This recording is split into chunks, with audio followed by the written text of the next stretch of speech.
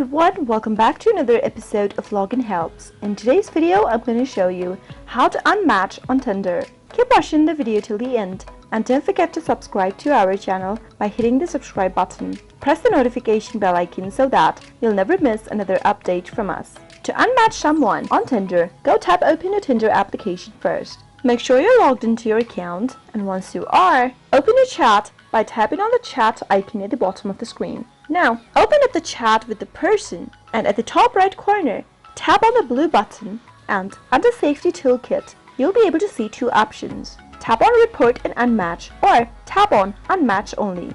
If you'd like to unmatch with someone, tap on Unmatch Only, but if you'd like to report a match, you can tap on Report and Unmatch. Once you tap on Unmatch, you'll be able to see this kind of a pop-up. Tap on Yes, Unmatch in order to unmatch the contact. Once you do that, they'll disappear from the match list and you'll disappear from theirs as well. Remember that unmatching is a permanent action. That is how you can unmatch someone on Tinder. I hope you found the video to be helpful. If you did, go ahead and give us a thumbs up. Comment down below in the comment box if you have a question or a feedback for us.